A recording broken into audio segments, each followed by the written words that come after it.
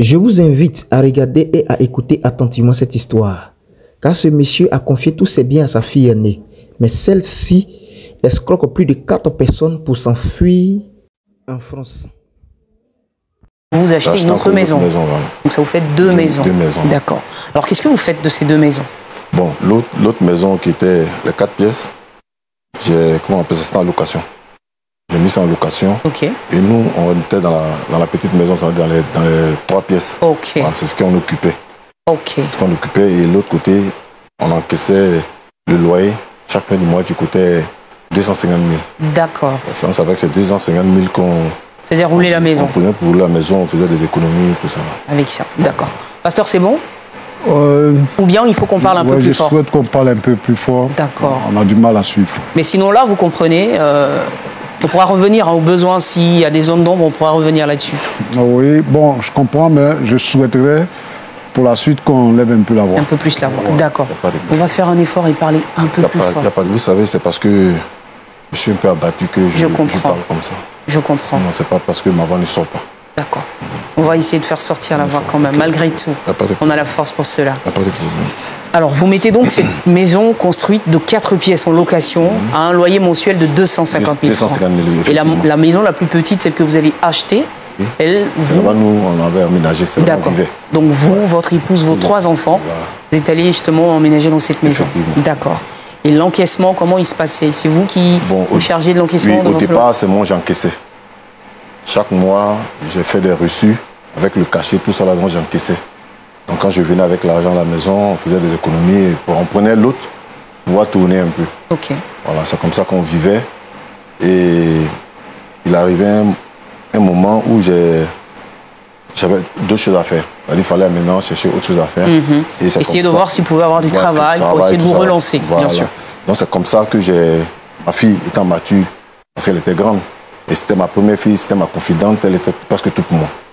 Bien vrai que mon épouse était là, mais mon épouse, elle s'occupait du commerce, de son commerce. Bien Donc il fallait que je Vous aviez envie de responsabiliser votre fille. responsabiliser ma fille. Et c'est comme ça que je lui ai dit, bon, comme je dois faire autre chose, je dois chercher à travailler, je dois chercher de quoi faire.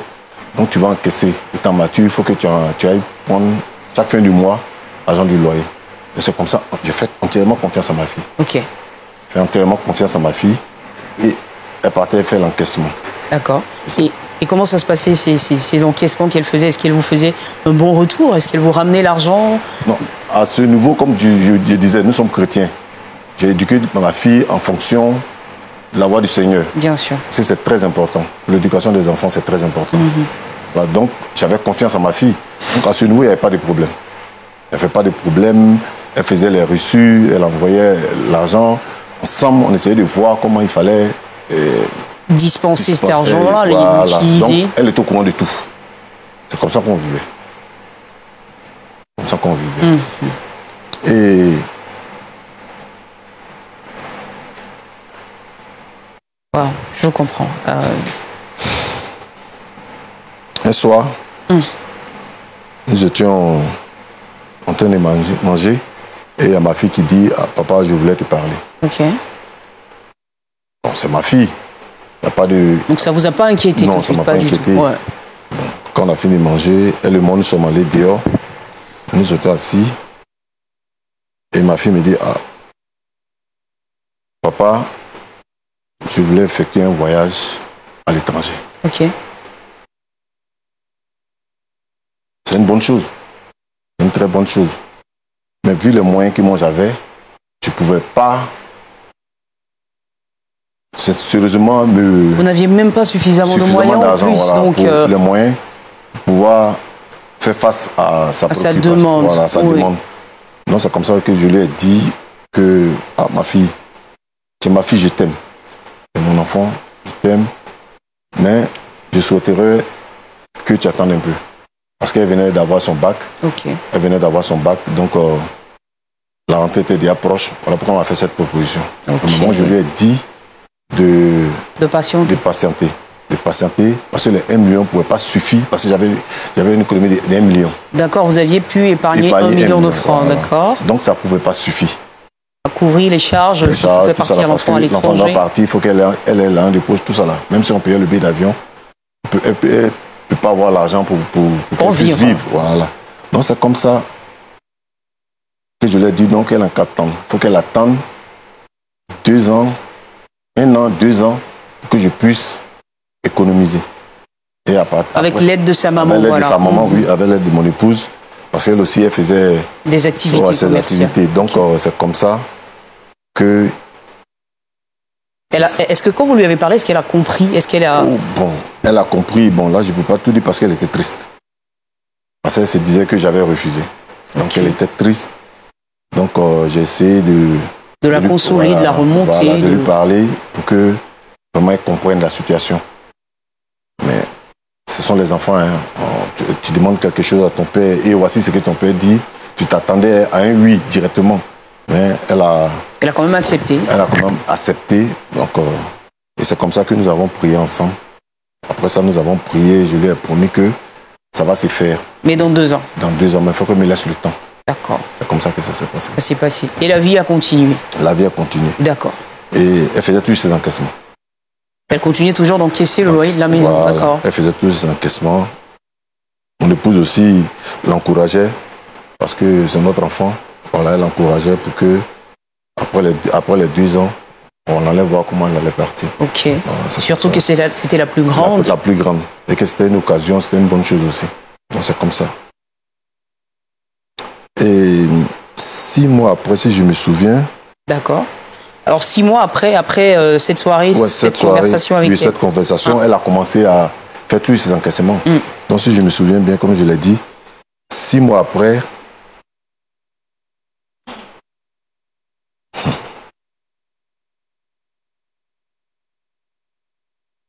Un matin, on se réveille. Comme d'habitude, je vois pas ma première fille. Okay. Je ne l'ai pas vue. Et j'ai demandé à ses soeurs où elle était partie. On dit non, qu'elle s'est levée tôt, qu'elle était sortie. Bon. C'est normal. Elle peut aller faire des courses. Ouais, c'est des courses. Donc, nous étions là. Et jusqu'au soir, mon épouse... elle avait disparu de toute la journée, en fait. Toute la journée, elle n'a pas passé de coup de fil ce jour-là. Elle n'a pas appelé. Donc, mon épouse me dit, mais l'enfant est sorti depuis le matin, elle n'est pas encore rentrée. Donc, ça va commencer à vous inquiéter. M'inquiéter. Elle n'avait pas l'habitude de faire ça. Voilà, elle n'a pas l'habitude de le faire. Donc, j'étais un peu inquiet. Et j'ai dit que non, qu'elle viendra. Comme il ne se fait pas tard, donc elle va revenir, je ne sais pas, elle va revenir à la maison. Et jusqu'au soir, la nuit, on ne la voyait pas. Sa maman même se lamentait, mais je lui ai dit non, de patienter parce que c'est qu'elle sûr, elle viendra. Parce que je connais ma fille, l'éducation que je lui ai donnée, elle ne reste pas dehors. Bien sûr. Donc tout compte fait, elle viendra. Et c'est comme ça. Est-ce qu'elle est rentrée et finalement la nuit, est-ce qu'elle est rentrée ou pas? Non, elle n'est pas rentrée. Elle n'est pas rentrée. Non, elle n'est pas rentrée. C'était la première fois que ça arrive. C'était la première fois. Et toute la nuit, on n'a pas dormi. On n'a pas dormi parce qu'on ne savait pas où elle se trouvait. On n'a pas dormi. Et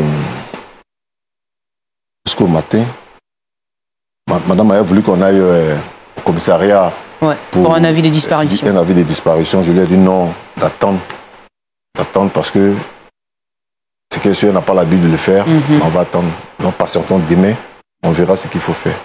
Bon. Le jour est arrivé, elle n'est pas venue. Elle n'est pas venue. Madame a envoyé les enfants, ses autres frères sont allés voir chez ses camarades, chez des connaissances, chez les parents.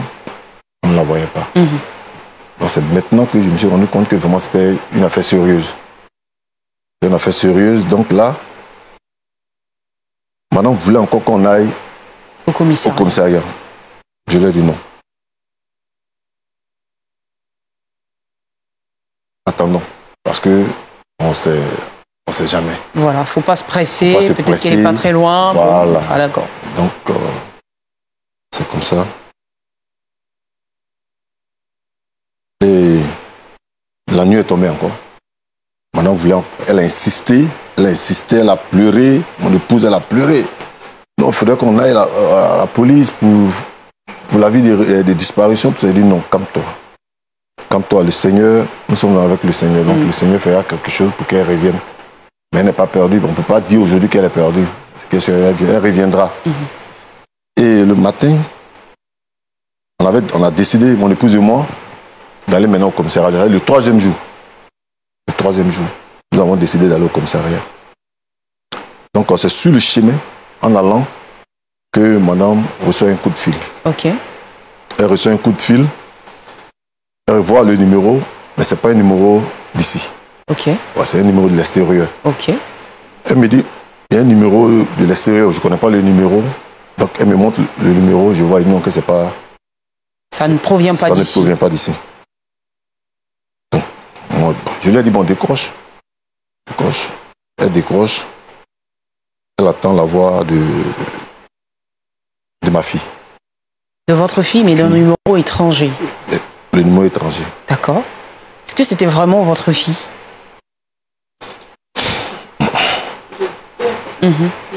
C'était vraiment la fille de... la voix de ma fille dont je doutais. Et quand elle a appelé, elle dit, maman, c'est moi, Alice. Je lui ai dit, ah, Alice. Avec ce numéro-là, un numéro étranger, Alice. Maman, moi, ma fille Alice, elle est ici avec moi. Elle n'est pas à l'étranger. Donc, je ne crois pas que ça soit ma fille Alice. Et c'est comme ça, elle m'a dit qu'elle veut parler à son père. Et j'ai remis le portable à son papa. Et elle a encore dit à son père que c'est moi Alice. Papa, c'est moi Alice. Bon, vraiment...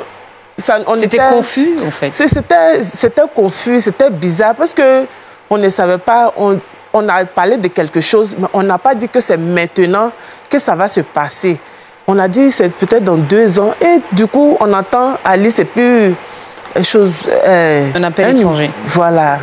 Donc, vraiment... Mais comment est-ce que vous avez pu avoir la confirmation qu'il s'agissait bien d'elle? Bon, quand elle m'a donné le téléphone, je lui ai dit que je n'étais pas sûr que ce soit Alice. Et j'ai dit à Alice que ce n'est pas toi, parce que Alice que moi que je connais, ma fille, elle n'était pas... Elle ne peut pas aller si loin, ce qu'on veut dire. Non, c'est pas possible, c'est pas possible. C'est pas possible. Je lui ai dit non, que ce n'était pas elle. Elle dit non, papa, c'est moi, Alice. Il dit non, non, non. C'est pas Alice, parce que Alice, on a parlé de quelque chose. C'est pas maintenant qu'Alice va partir là-bas sans qu'il ne soit au courant, parce que je n'étais pas éduqué comme ça. Moi, je n'étais pas d'accord qu'elle soit là, parce que j'étais déjà énervé. J'étais déjà énervé. Et c'est comme ça, elle a dit, bon, je vais faire un appel vidéo. Bon, moi, j'ai donné le téléphone à sa maman parce que j'étais déjà énervé. Ok. Et quelques instants, elle appelle. Sa mère me dit, oui, effectivement, c'est Alice, l'appel vidéo. Et vous regardez, c'est votre fille? Moi, je regarde, c'est ma fille qui est sur l'écran. Il dit, mais tu es où? Voilà ma première réaction. Tu es où? Parce qu'elle vous a plongé dans l'inquiétude, voilà. En fait. Elle me dit, non, papa, il ne faut pas t'inquiéter. J'ai eu une opportunité, bon, avec mes amis, je suis parti. Mais c'est que si tu ne t'inquiètes pas, dis à un moment de ne pas s'inquiéter. Il dit, non, comment on ne peut pas s'inquiéter? Donc elle ne vous dit pas le pays où elle est? Non, elle ne dit pas. Elle ne vous donne pas de contact? Non, elle veut nous rassurer. Okay. C'est comme ça. Vous apprenez là, subitement, que votre fille a quitté le pays? A quitté le pays. Moi, j'étais tellement... Désarmé, je comprends. Je ne sais pas. J'étais... Et finalement, comment la conversation se termine? Est-ce que vous... Elle a dit qu'elle allait rappeler. Et que, bon, je lui ai dit, sa maman a dit non, c'est Alice. Elle a fait l'appel vidéo, mais c'est notre fille. Elle est déjà là-bas. On ne peut pas aussi l'abandonner. Donc, elle m'a demandé, papa, prie pour moi. Donc, mon épouse et moi, nous avons fait une prière pour elle. Donc, on n'est plus allé au commissariat. Ouais. Et c'est comme ça que nous sommes retournés à la maison. D'accord. Donc, nous étions à la maison. Mon épouse et moi, les autres, nous étions à la maison. Et 3 semaines. Ça veut dire que... après son appel? Après son appel, 3 semaines. Ça veut dire que vers la fin du mois... Mais ce que je veux savoir, ce jour-là, elle ne nous a rien dit d'autre, hein? Elle a non, juste non, elle nous a dit de ne pas vous inquiéter. Voilà, ne pas nous inquiéter. Qu'elle allait bien. Elle allait bien, que là-bas tout s'est passé bien. Et qu'elle vous rappellerait certainement de temps en temps. Certainement. Mais elle ne vous a pas donné de numéro ou la joindre? Non, parce que... Elle venait d'arriver, donc elle n'avait pas encore de contact. Le temps de sa disparition...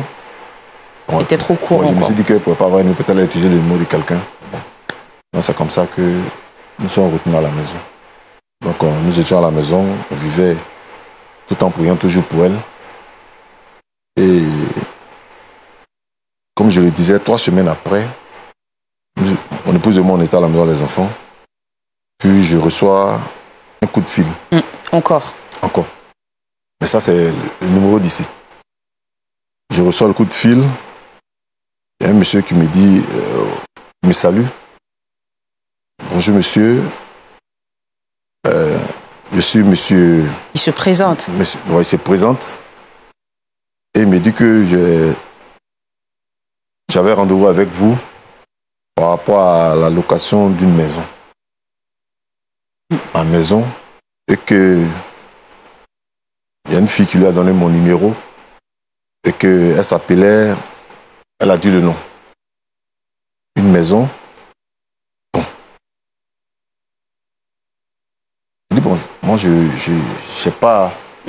Vous étiez complètement étranger à cette histoire. Je ne sais pas de quoi il s'agissait. Tout à fait. J'ai dit, mais une maison, bon, d'accord. Quand vous avez mon numéro, il dit non, que je voulais vous... Elle a insisté. Il dit non, je voulais vous rencontrer. Je lui ai dit non, il n'y a pas de problème. Donc, vous voyez le temps, et puis on va se rencontrer. Mais voici où j'habitais.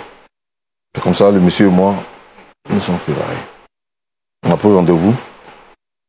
Et ça, c'était vers 9h par là. 1 heure de temps après, je reçois encore un autre coup de fil. Une deuxième personne qui m'appelle. Je se présente, qui dit la même chose.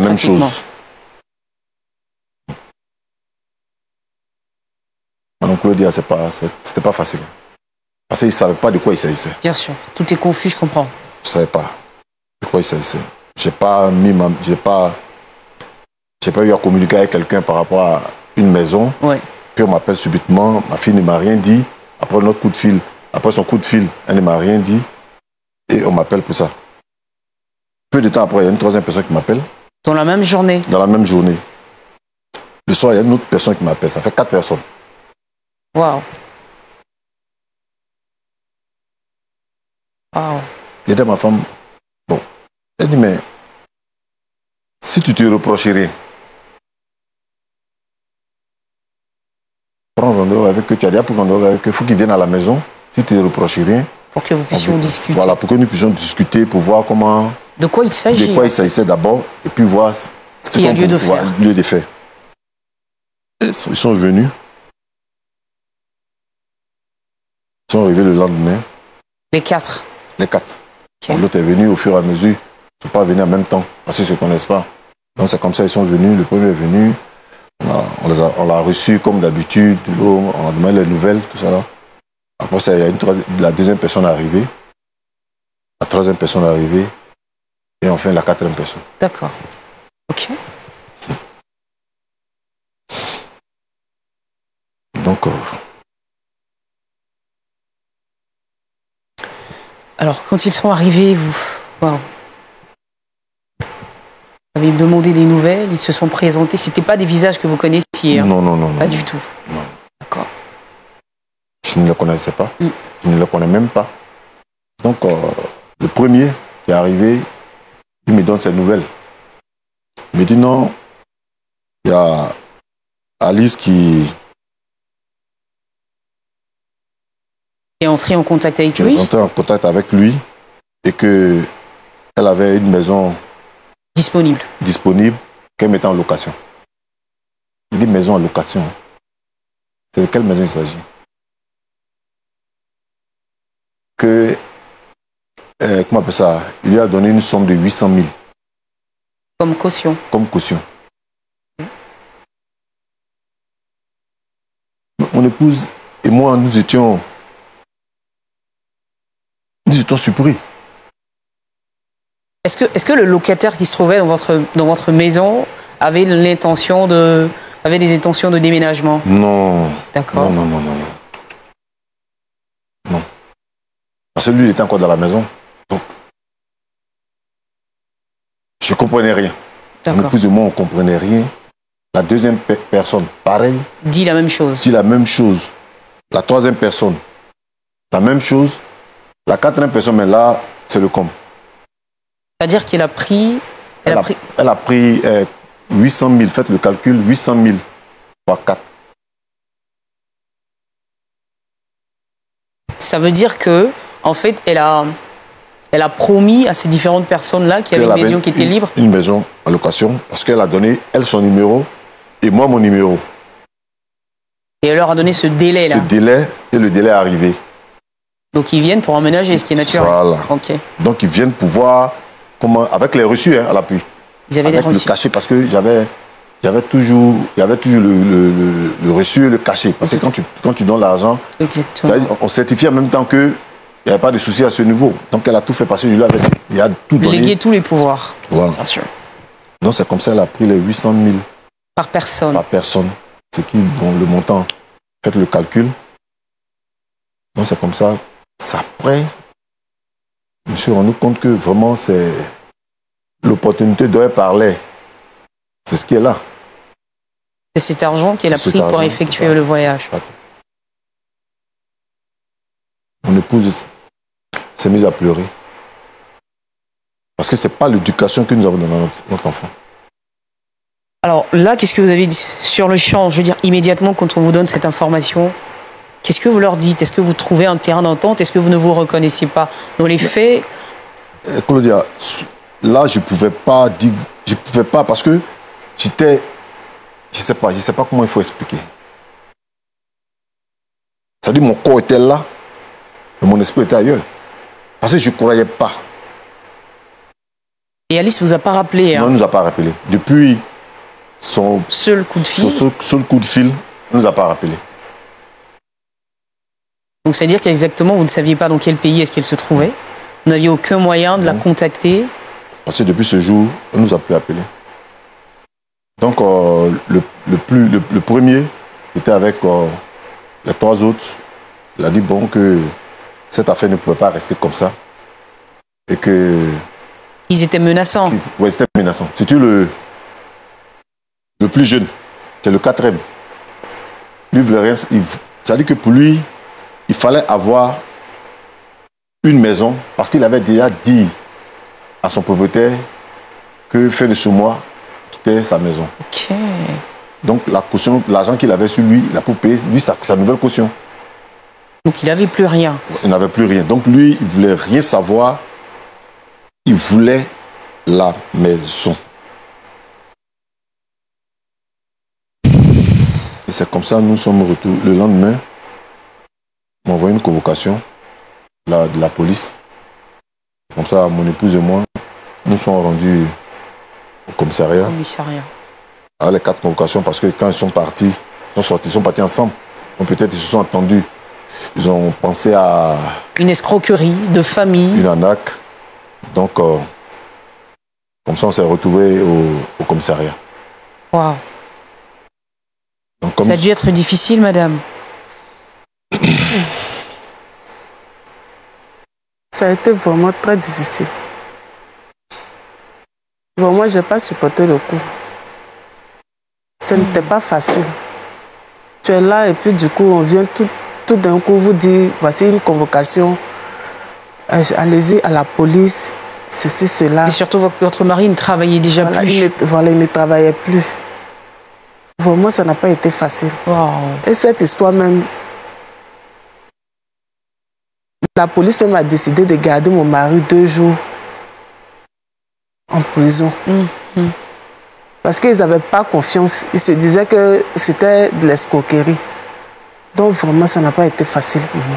Donc vous allez enfin vous retrouver sans le vouloir à dormir donc en prison 2 nuits de suite. Oui, pas de la faute de ma fille. Parce qu'il fallait, enfin, ils avaient besoin de leur argent. De l'argent. Moi, j'avais 1 million. Ouais. J'avais 1 million comme économie. Alors là, 800 000 francs. Et ce qui m'a fait encore plus passer, ce jour, j'ai pleuré. J'ai pleuré comme un enfant.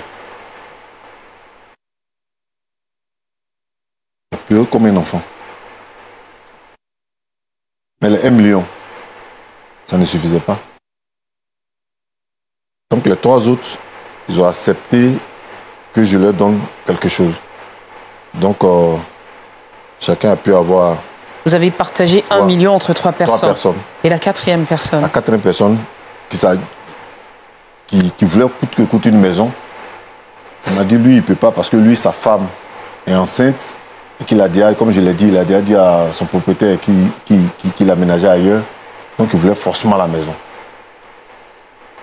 Il voulait forcément la maison. Et pourtant, la maison, elle n'était pas libre. Non, la première maison n'était pas libre. Elle n'était pas libre. D'accord. Et qu'est-ce que vous avez fait alors? Donc,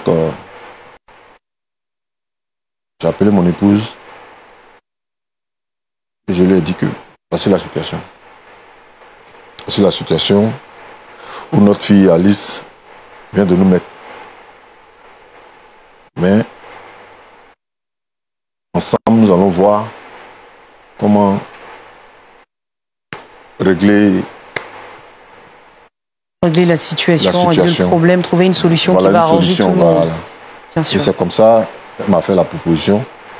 Elle m'a dit, bon, ce que nous devons faire, ne peut rien faire d'autre. Je vais trouver une solution à ce problème.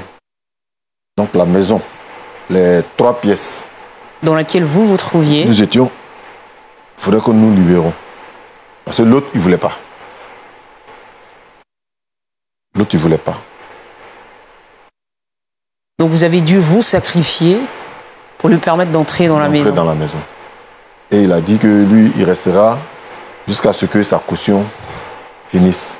Soit épuisé. Épuisé plutôt. C'est-à-dire qu'il ne vous donnera pas de loyer jusqu'à ce que ces 800 000 francs. Voilà, ça soit épuisé. Donc nous étions obligés, mon épouse a dit, bon, on ne peut rien faire d'autre. Ce qu'on va faire, il faut qu'on aille dans ma belle famille. Imaginez quelqu'un qui a travaillé, quelqu'un qui a donné une éducation à ses enfants, qui se retrouve dans sa belle famille.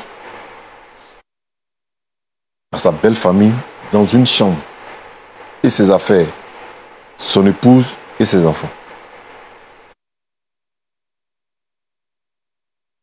Wow.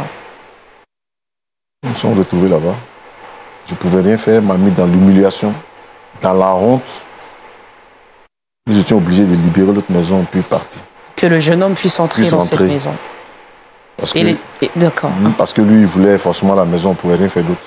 Comme ça que nous avons libéré la maison. Et vous êtes retrouvés sans maison? Sans maison, dans la belle famille.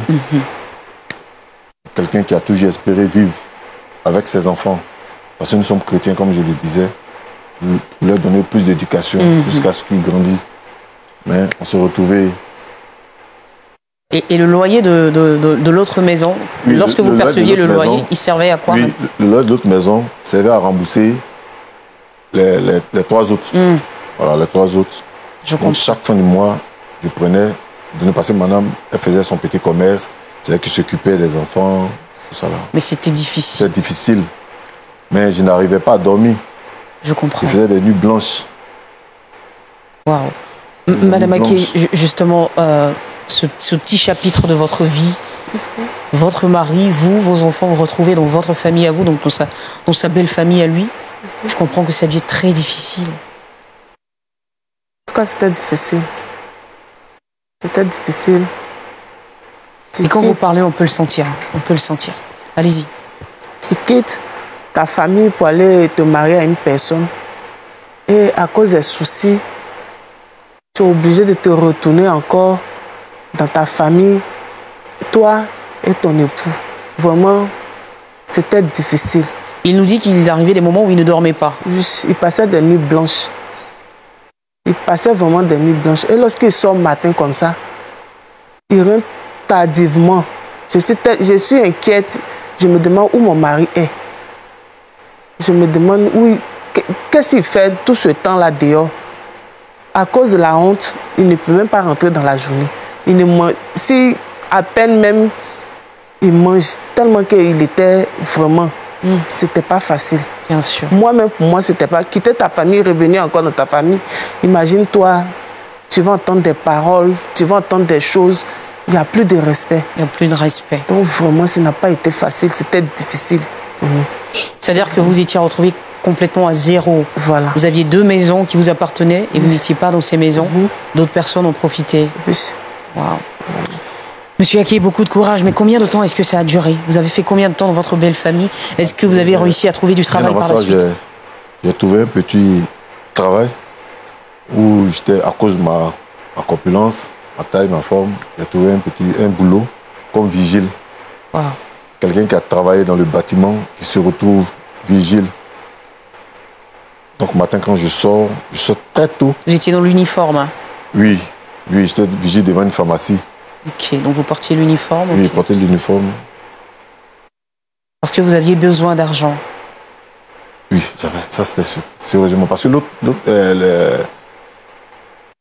le loyer de l'autre côté servait à rembourser. À rembourser la dette. Donc, ma femme qui faisait son petit commerce, il fallait forcément l'aider.